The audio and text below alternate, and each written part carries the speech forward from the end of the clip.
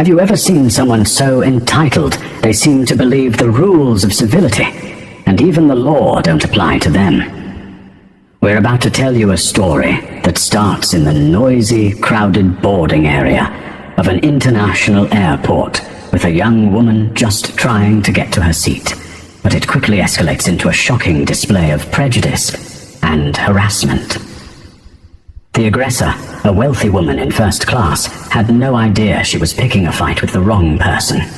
She was about to learn that a person's authority isn't always visible, and that sometimes the captain of your flight is more than just a voice on the intercom. Stick with us, because the karmic justice delivered at 35,000 feet is something you have to hear to believe. The air in Terminal C of JFK International was thick with the usual cocktail of human hurry: the scent of burnt coffee, the faint sweetness of Cinnabon, and the underlying metallic tang of recycled air. It was a symphony of chaos, a place where individual stories collided and separated every second.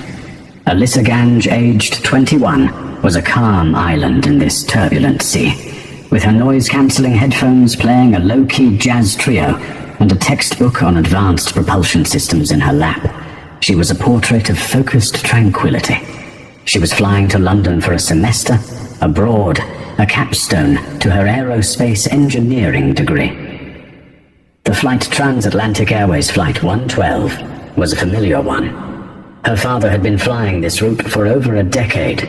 For Alyssa, the rhythmic roar of a jet engine wasn't noise. It was a lullaby she'd known her entire life.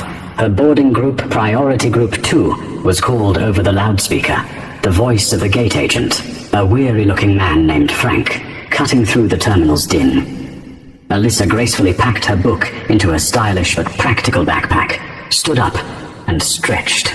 She was dressed comfortably for the long-haul flight, dark, high-quality joggers, a simple white t-shirt and a lightweight grey jacket. Her hair was styled in intricate shoulder-length braids, each one a testament to patience and artistry. As she approached the boarding lane, she noticed them, a couple who looked as if they'd stepped directly out of a luxury travel magazine. The woman, probably in her late 50s, wore a cream-colored cashmere travel suit that likely cost more than Alyssa's entire semester's book budget. Her blonde hair was perfectly coiffed her face, a mask of bored superiority. Diamonds glittered at her ears and on her fingers. The man beside her was older, with a soft, doughy face and a perpetually apologetic expression, as if he was constantly sorry for the space his wife took up in the world. Alyssa took her place in line, behind a family with 2 young children, leaving a polite amount of space. The woman in cashmere, however, seemed to perceive Alyssa's very existence as an inconvenience. She sidled up next to her, her expensive perfume a cloying invasion of Alyssa's personal space. "Excuse me," the woman said, her voice dripping with condescension. "I think you might be in the wrong line. This is for priority boarding." She didn't look at Alyssa directly, instead examining a stray scuff on her own designer carry-on. Alyssa pulled down her headphones, letting them rest around her neck. "I know," she replied, her voice even and calm. "I'm in Group 2. She held up her boarding pass, the bold Group 2 clearly visible.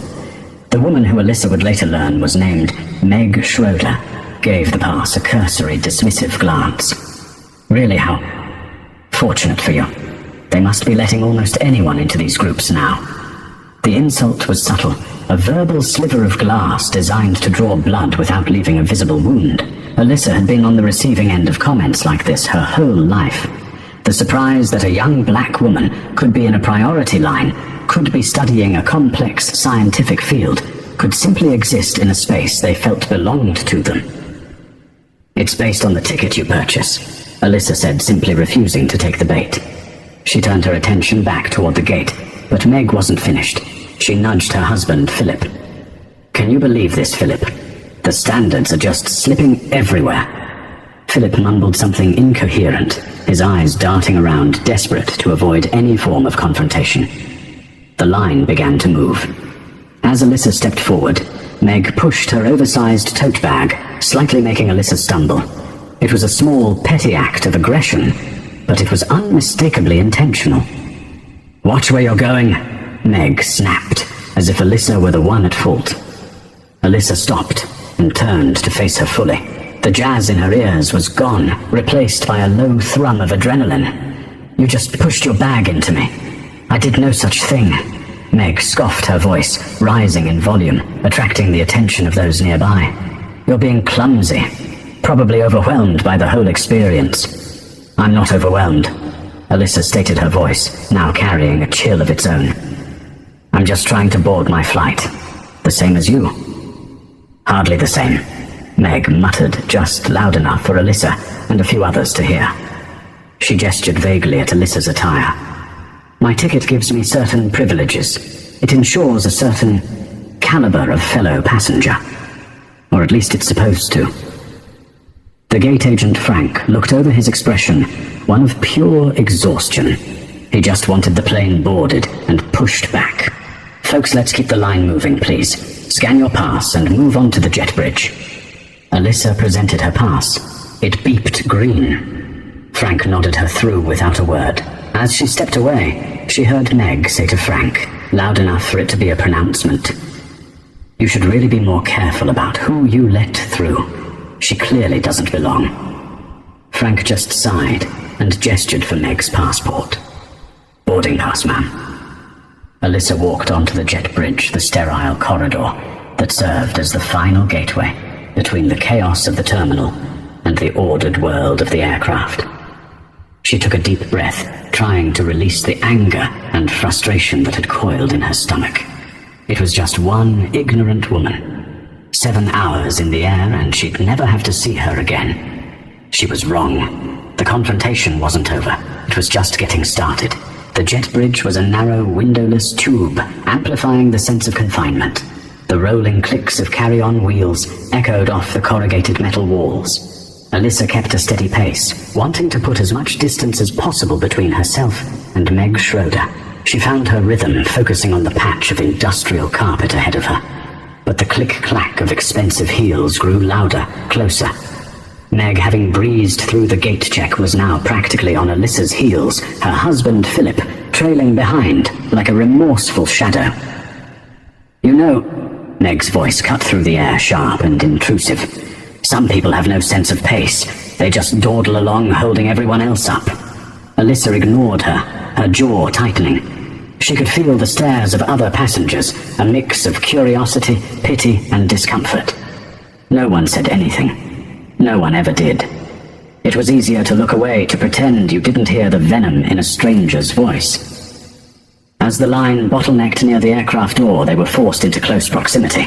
Alyssa's backpack was now just inches from Meg's cashmere suit. "Would you mind?" Meg hissed, shoving Alyssa forward.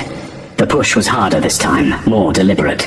Alyssa stumbled again, her hand flying out to brace herself against the wall of the jet bridge. Her headphones slipped from her neck, clattering onto the floor. That was the line. Alyssa turned, her eyes blazing with a fire that surprised even herself. "Do not push me again," she said, her voice low and dangerous. Meg's face twisted into a mask of theatrical outrage. "How dare you speak to me like that? I barely touched you.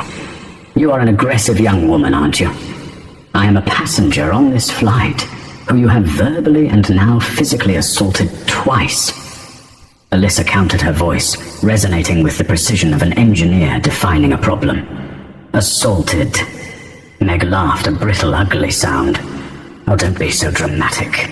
It's what your people always do, isn't it? Play the victim. I'll be reporting your threatening behavior to the cabin crew." The words, "your people," hung in the air thick and poisonous. The subtext was now text. The prejudice was no longer veiled. Philip Schroeder finally seemed to find a sliver of courage. "Meg, please," he whispered, tugging at her sleeve. "Let's just get to our seats." "Don't you, Meg, please me, Philip," she snapped, rounding on him. "I will not be accosted in a glorified hallway by someone who probably has a forged ticket." At the aircraft door, the lead flight attendant, a woman named Brenda, with kind eyes but a no-nonsense demeanor, saw the commotion. "Is there a problem here?" she asked, her voice calm but firm. "Yes, there is," Meg announced, stepping forward and pointing a perfectly manicured finger at Alyssa. "This woman was threatening me. and I want to see her boarding pass. I highly doubt it's valid for this cabin."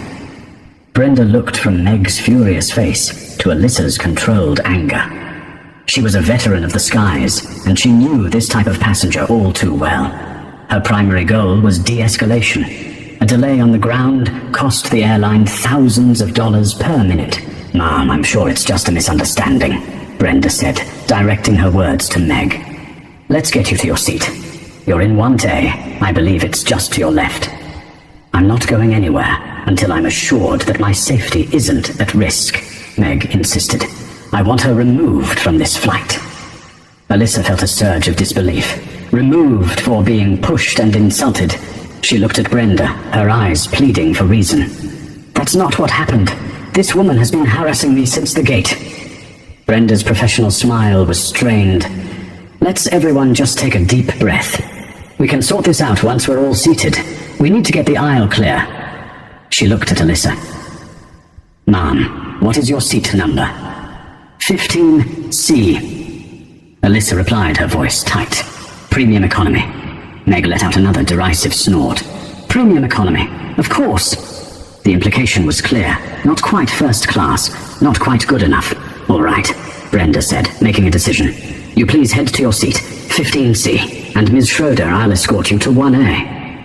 It was a dismissal, a classic move to separate the parties and defuse the tension.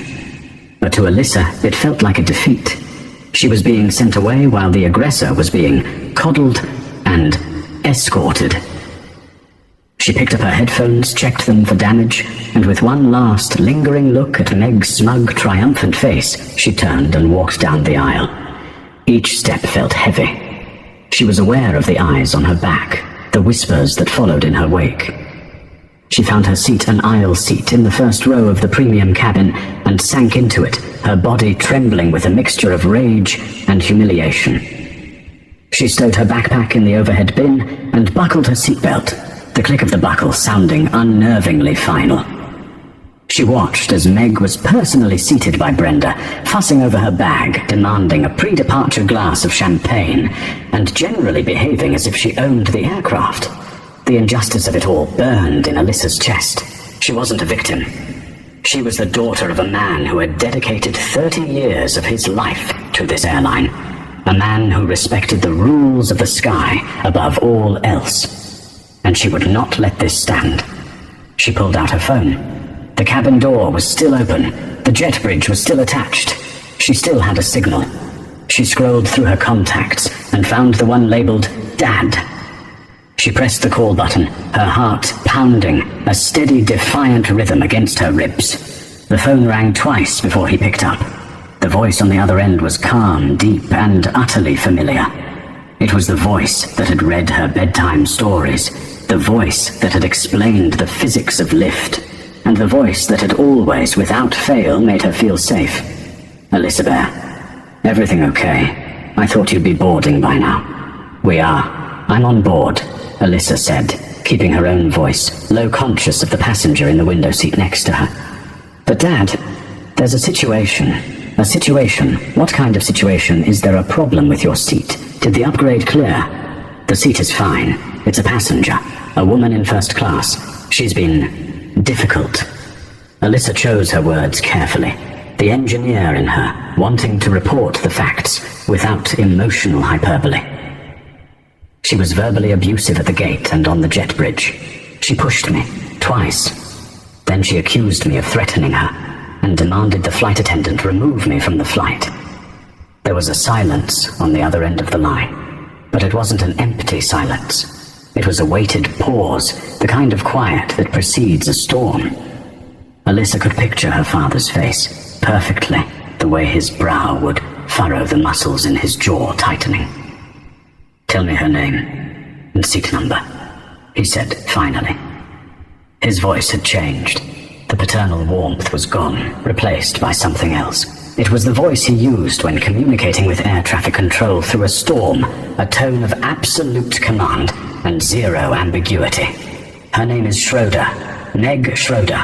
She's in 1A, Alyssa reported. "The lead flight attendant, Brenda, just separated us." "Brenda?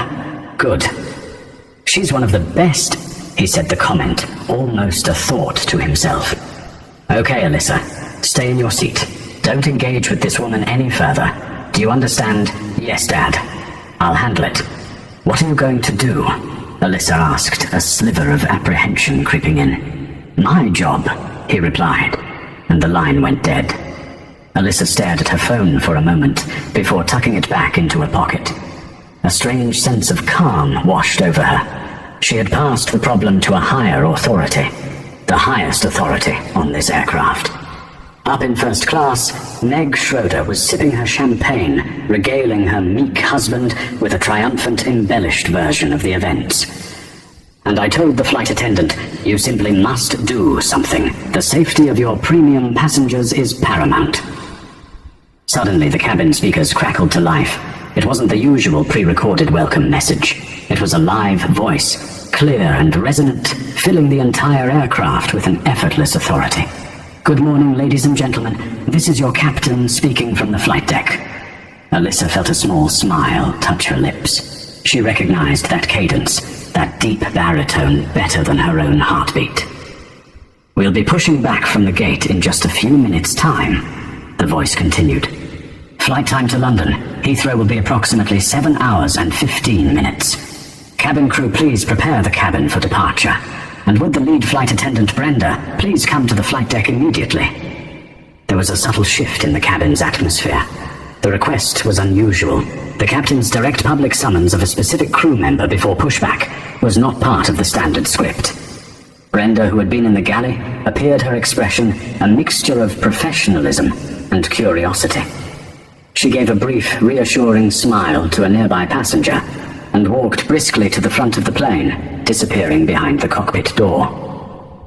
Meg Schroeder titled the post with her champagne entitlement halfway to her 35,000 feet. Mild annoyance. How a first-class passenger got ejected by the captain, she muttered, and his daughter, probably in the cabin landing.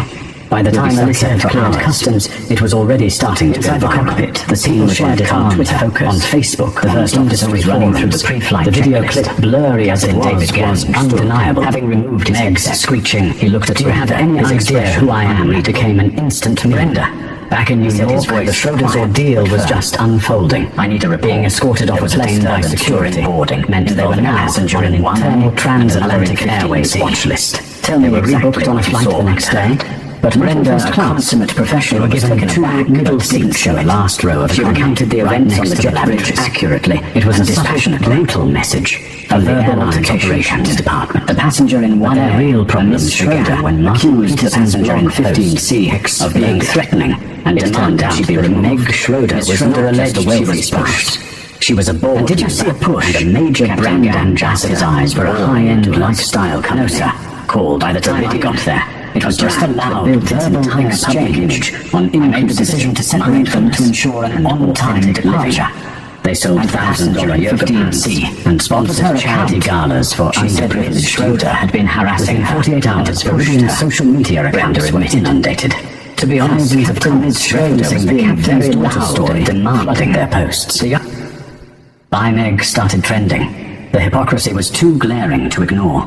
A woman who represented a brand of inclusivity had been exposed for her racist and classist behavior in the most public way imaginable. The corporation scrambled to do damage control. A crisis PR team was activated. Their first move was to issue a vague statement about investigating an incident involving a board member. It was corporate speak for, "We're hoping this blows over." It didn't. Martin Peterson wrote a follow-up piece this time, connecting Meg Schroeder directly to Viridian, questioning how their brand could possibly stand by her actions. Major news outlets picked up the story. The incident on Flight 112 was no longer just a travel blog anecdote. It was a national news story about corporate hypocrisy and karmic justice. The pressure became immense. Viridian's stock took a small but noticeable dip. Facing a full-blown brand catastrophe, the board convened an emergency meeting. The outcome was swift and merciless. Meg Schroeder was asked to resign from the board effective immediately. Her lucrative brand ambassador contract was terminated, citing a morality clause she had likely never read. In a single week, the world of privilege and adoration she had so carefully constructed had been utterly dismantled, all because she couldn't stand the sight of a young black woman in a priority boarding line. Even her personal life began to unravel. Philip, who had been publicly and professionally humiliated, was finally forced to confront the reality of his wife's toxic nature. The incident on the plane was not an isolated event, but the public culmination of decades of private bullying and arrogance he had silently enabled. The foundation of their marriage, already brittle, cracked under the strain. The hard karma Meg experienced wasn't just being kicked off a flight. It was the complete and total demolition of her public identity, the stripping away of the status and respect she valued above all else. She had tried to make Alyssa feel small and powerless, and in the end, she had become the small and powerless one herself, a pariah in the very circles she once ruled. 6 months had passed, and the London air had traded the mildness of late summer for the sharp, invigorating chill of winter. The incident on Flight 112 had receded, becoming not a scar, but a strange foundational memory, like a turbulent takeoff that gives way to a smooth and breathtaking flight. Alyssa's semester abroad was more than just an academic success. It was a period of profound self-discovery. She navigated the bustling tube, found her favorite quiet bookshops in Notting Hill, and fell into a comfortable rhythm of study sessions and weekend explorations with new friends who knew her only as the brilliant, funny woman from America, not as the subject of a viral news story. Her studies in advanced aeronautics at Imperial College were challenging and exhilarating. She felt her world and her understanding of it expanding with each lecture. The pinnacle of her semester came not in a classroom, but in the form of an email with a Transatlantic Airways letterhead. It was a formal offer for a summer internship in their Heathrow Engineering and Maintenance Division. A wave of pure, unadulterated triumph washed over her. She had earned it with her grades, her interview, and her passion. It was a victory that was entirely her own, separate from her father's legacy, a fact that made it all the sweeter. Her weekly video calls with her father became a cherished ritual. They talked about everything: her projects, his flight schedules, the peculiar British obsession with tea. During one call in early December, David Gange's expression turned serious, but in a way that signaled pride, not trouble. "Alyssa Bear, something's happening at work. I thought you should know about..." He began the familiar cockpit instruments, visible over his shoulder as he sat on the ground in New York. Corporate got flooded with messages after that blogger's story went viral. A lot of them were from other passengers, even crew on other airlines, sharing similar experiences. He explained that the airline, seeing a potential PR victory and a genuine need for change, had launched a full-scale review of its conflict resolution policies. "They're calling it the Flight 112 Protocol," he said, a note of disbelief and pride in his voice. "It's a new training module for all cabin crew. It's about empowering them to identify and shut down harassment immediately, without fear of repercussions from so-called high-value passengers. It gives them my full and explicit authority and the backing of the company to deplane anyone who threatens the dignity and safety of another passenger or crew member." He added, "Brenda is helping to lead the training sessions. She's a natural. Says she tells every new class that respect is as critical to a safe flight as fuel and a working engine." Alyssa felt a swell of emotion that caught her by surprise. This was the true consequence, the real karma. It wasn't just about one entitled woman facing her downfall. It was about creating a system where such behavior could no longer thrive. Her humiliating experience had been forged into a shield for others. "That's amazing, Dad," she managed to say. "It is," he agreed. "It's a good legacy for a bad day." A few weeks later, seeking refuge from the London drizzle, Alyssa was tucked into a worn armchair in a small cafe in South Kensington. The air smelled of roasted coffee beans and damp wool coats. As she worked on a paper on composite material stress tolerances, her eyes drifted to a tablet left on an adjacent table. It was open to a glossy online magazine, a purveyor of society gossip. A headline jumped out at her, accompanied by a somber photo of a grand, empty-looking mansion. Schroeder divorce, finalized socialite. Sells Hamptons, estate amidst financial collapse. Curiosity piqued. Alyssa leaned closer. The article was written in a tone of barely concealed glee, detailing the spectacular implosion of Meg Schroeder's world. The woman whose infamous airplane meltdown turned her into a viral villain has finalized her divorce from industrialist Philip Schroeder. The text read, "Sources close to the couple claim Mr. Schroeder, long a background figure, cited irreconcilable differences following the humiliating incident that also led to Miss Schroeder's ousting from the board of lifestyle brand Viridian.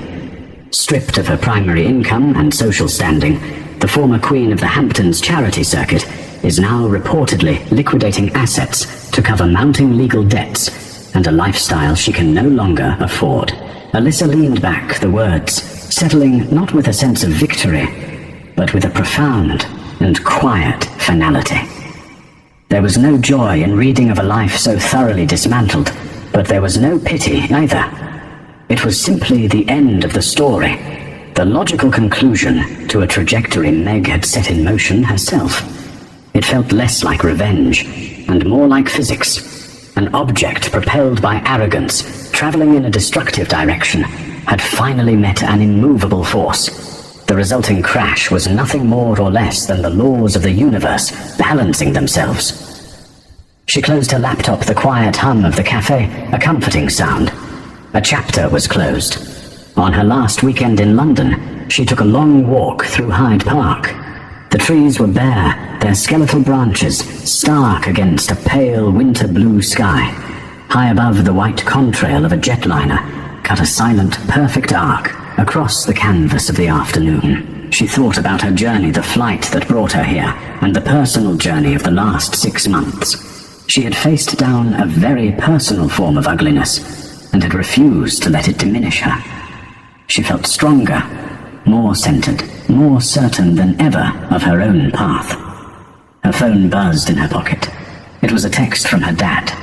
It wasn't words at first, but a photo. The image was breathtaking, taken from the flight deck of his aircraft at cruising altitude. It showed the deep, impossible blue of the upper atmosphere fading into the blackness of space above, with the gentle, brilliant curve of the Earth stretching out below, wrapped in a thin, swirling blanket of clouds. It was a god's eye view, a perspective of sublime peace and scale. A moment later, a line of text appeared beneath the photo. "Your office view next summer. Keep climbing. Love, Dad." A wide, genuine smile spread across Alyssa's face as tears welled in her eyes, not of sadness, but of overwhelming gratitude and hope. The image and the words were everything. From that altitude, the world's divisions and prejudices seemed so small, so insignificant. That was her father's world, a world of vast horizons, of precision, of responsibility, of looking at the bigger picture. And now it was hers, too. She was an aerospace engineer. She belonged up there, in the boundless, unforgiving, and beautiful expanse of the sky. She would build things, fix things, and understand things that allowed humanity to slip the bonds of Earth and see that stunning, humbling view. Like her father, she knew that no matter the turbulence on the ground, the key was to stay calm. Trust your instruments, and always, always fly with integrity. And that's where our story ends. It's a powerful reminder that the person you choose to belittle on any given day might be more connected and capable than you could ever imagine. Alyssa Gange's experience on Flight 112 became more than just a bad travel day. It became a catalyst for change, not only for the arrogant woman who harassed her, but for an entire airline. The hard karma that found Meg Schroeder wasn't supernatural. It was the direct result of her own actions being exposed in a world that is thankfully growing less tolerant of such open prejudice. This story shows that standing up for yourself with dignity and grace can sometimes trigger an avalanche of justice. What did you think of the captain's epic final reveal? Let us know in the comments below. And if you enjoyed this story of karma and consequence, please hit that like button, share it with a friend, and don't forget to subscribe for more true life drama.